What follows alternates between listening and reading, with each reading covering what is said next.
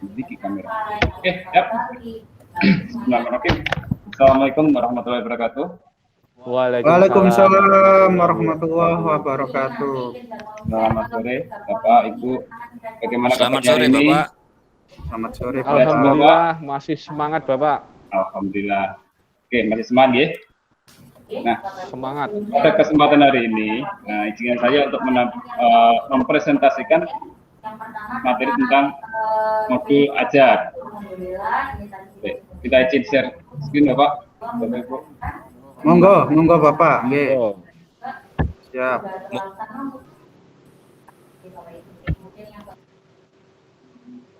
Apakah sudah stabil, Bapak? dereng medal, Bapak. Bentar.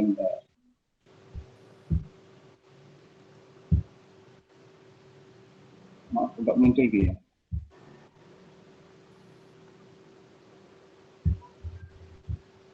Bentar, Bapak. Iya. Bisa dimatiin dulu, Pak. Oke. Ini sudah muncul, Bapak? Sudah.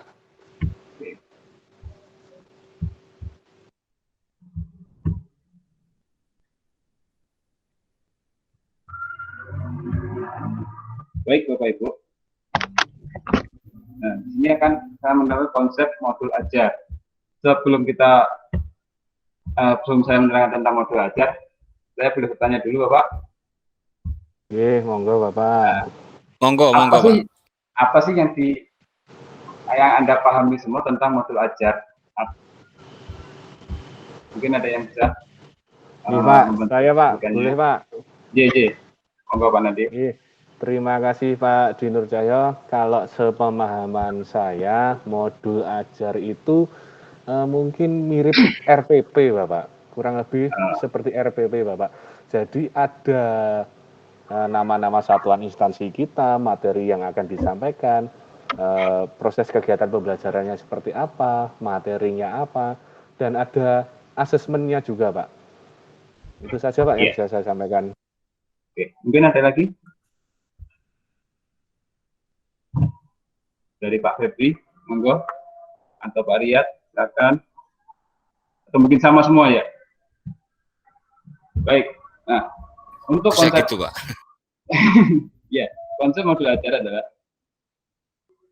maaf Pak, ini ada gangguan sebentar Pak. Udah pindah slide belum Pak? Maaf. Untuk Dereng, Bapak. Dereng, Bapak. Belum. Baik, ini. Nggih, sampun Bapak. Nggih. Jadi konsep modul ajar adalah sejumlah alat atau sarana media, metode, petunjuk, dan pedoman yang dirancang secara sistematis dan menarik. Nah, modul ajar merupakan implementasi dari alur tujuan pembelajaran yang dikembangkan dari capaian pembelajaran dengan profil pelajar Pancasila sebagai sasarannya. Jadi sama seperti tabel yang ada di samping ini. Jadi modul ajar itu alurnya adalah dari modul ajar, alurnya ke tujuan pembelajaran, kemudian capaian pembelajaran, dan berakhir pada profil pelajar Pancasila yang ada 6 item tersebut. Oke.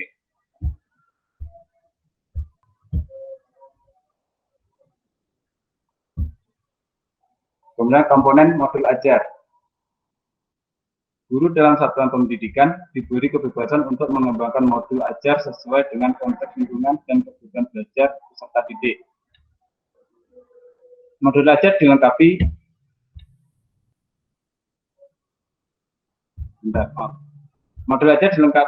dilengkapi dengan komponen yang menjadi dasar dalam proses penyusunan. Oke, bisa lanjut lagi ya. Nah, komponen modul ajar seperti ini, Bapak. Yang ada dalam modul ajar yaitu yang pertama adalah informasi umum. Kemudian ada komponen inti. Yang ketiga adalah lampiran. Nah, di dalam informasi umum ini terdapat ada isinya adalah identitas sekolah, kompetensi awal,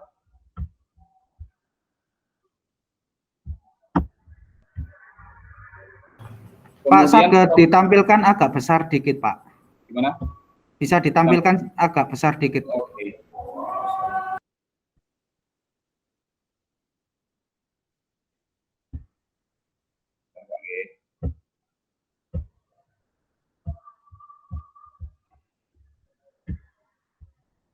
Ini agak. Maaf, ini di slideshow, Pak. Gimana? Oh gitu. Bentar, Pak. Slideshow aja, nggih.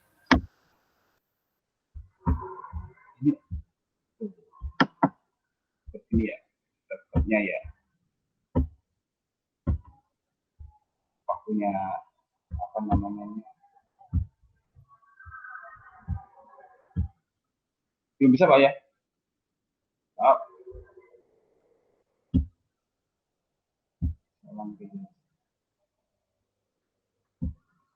Maaf, ini ada kendala sinyal agak susah, Pak, di sini, Pak.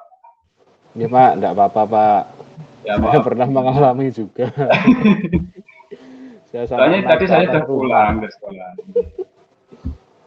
Langsung slideshow, Pak, G. Ini enggak apa-apa Pak. Baik, Bapak. Sudah kelihatan, Bapak? Sampun, Bapak. Ya.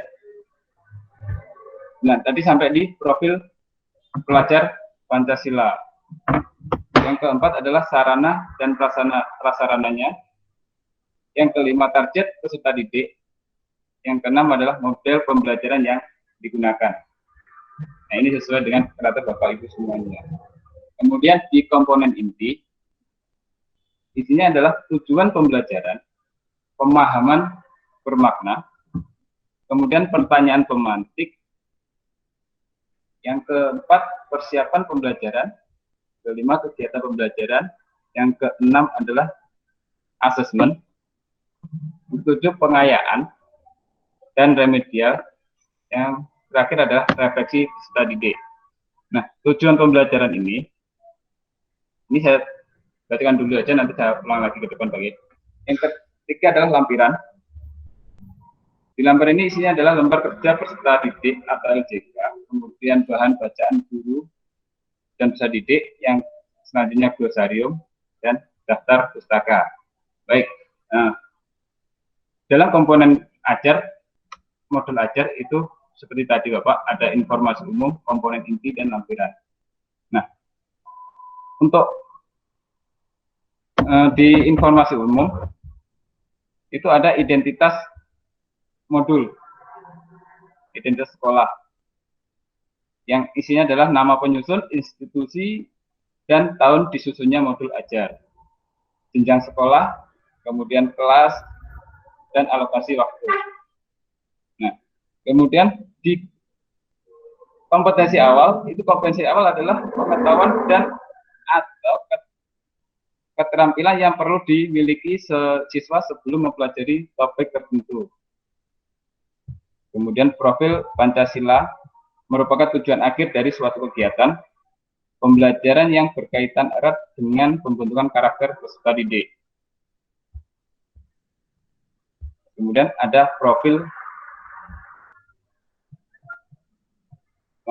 yang selanjutnya adalah sarana prasarana, yaitu merupakan varietas dan bahan yang dibutuhkan untuk menunjang kegiatan pembelajaran. Kemudian target peserta didik. Nah, targetnya mau dibawa kemana? Peserta didik reguler, ketika umum tidak ada kesulitan dalam merencanakan atau memahami materi ajar. Dan selanjutnya, mungkin dari sini ada yang tanyakan Pak atau Ibu? Ya Bapak, penyampaian yang disampaikan ini sangat jelas sekali Pak. Ini sangat membantu saya dan menginspirasi saya untuk membuat modul ajar di satuan pendidikan saya Pak. Kalau dari saya itu Pak. Jadi lanjut berarti Pak. Ya. Kemudian lanjut ke komponen inti. Ini ada komponen inti. Nah, poin pertama adalah tujuan pembelajaran. Tujuan pembelajaran harus mencerminkan hal-hal penting dari pembelajaran dan harus bisa diuji dengan berbagai bentuk asesmen sebagai bentuk dari bentuk pemahaman. Kemudian ada pemahaman bermakna. Kemudian ada pertanyaan pemantik, Bapak. Nah, pertanyaan pemantik dibuat oleh guru untuk menumbuhkan rasa ingin tahu dan kemampuan berpikir kritis dalam diri peserta didik. Pertanyaan pemantik memandu siswa untuk memperoleh pemahaman bermakna sesuai dengan tujuan pembelajaran. Ini sangat penting karena mungkin kalau nggak ada pertanyaan pemantik, anak-anak cuma konsen untuk mendengarkan saja tanpa dia ada interaksi umpan balik. Itu. Yang dia adalah kegiatan pembelajaran.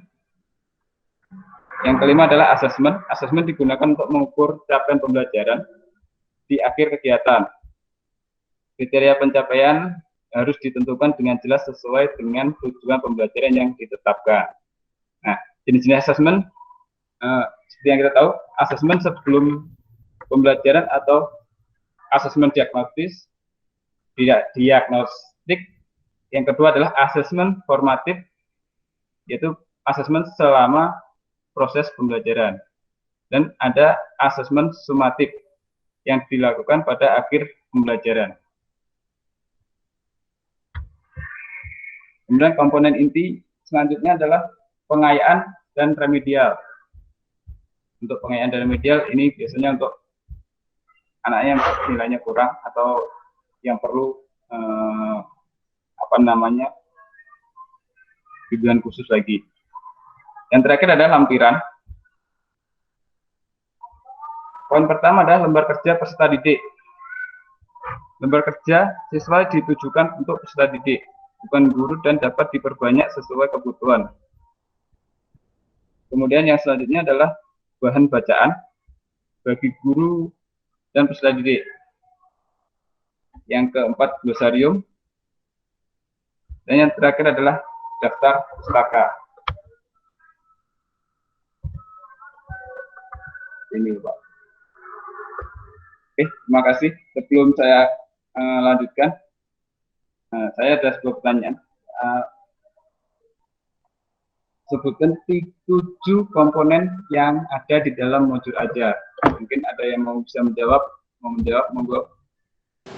Saya, Pak. J. Ampun sebentar.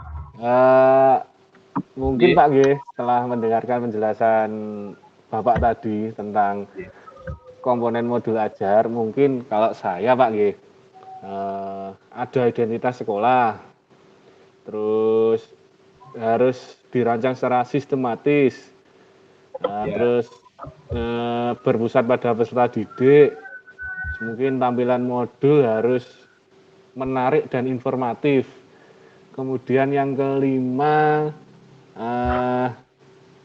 bahasa yang digunakan tidak ambigu, Pak. Mungkin kan peserta didik pemahamannya nyun sewu masih terbawa dari SMP atau dari teman-teman yang lain. Kemudian ada petunjuk-petunjuknya dalam modul tadi, petunjuk yang harus dilaksanakan oleh peserta didik dalam mengerjakan soal-soal yang kita berikan. Kemudian yang terakhir, untuk modulnya ada asesmennya juga, Pak. Jadi setelah tahapan-tahapan tadi ada asesmen. Mungkin itu, Pak, yang bisa saya sampaikan. Iya, terima kasih Pak Nade. Mungkin ada jawaban dari Pak Febri, Bu Dini, atau Pak Riyad Imam. Iya, begini. Mungkin ada tambahan. Saya setuju dengan yang disampaikan Pak Nade tadi. Kesimpulannya memang semua modul ajar itu harus ada identitas dari sekolah dan digunakan untuk kelas berapa dan disesuaikan dengan kondisi yang ada. Mungkin seperti itu, Pak, yang bisa saya sampaikan. Terima kasih. Ya, Ibu. Jadi mungkin ada lagi dari Pak Febri. Pak Febri. Atau pahaman sama Pak Nade dan Bu Dini. Pak Febrinya mungkin lagi makan tuh, Pak. Iya. Oke. Jadi pada dasarnya adalah modul ajar ini adalah hampir sama dengan RPP yang biasa kita buat di kelas 13, Bapak Ibu sekalian. Karena hanya beda dari tampilan dan isinya saja yang ada ditambahi gitu. Nah, mungkin sampai sini aja. Ada pertanyaan atau tambahan lagi dari Bapak Ibu? Mungkin cukup, Pak. Terima kasih atas atensi Bapak Ibu. Semoga kegiatan hari ini bisa berjalan lancar dan mendapat hasil. Terima kasih. Mohon maaf apabila ada kurang lebihnya. Akhirnya, Assalamualaikum warahmatullahi wabarakatuh. Waalaikumsalam warahmatullahi wabarakatuh. Waalaikumsalam warahmatullahi wabarakatuh.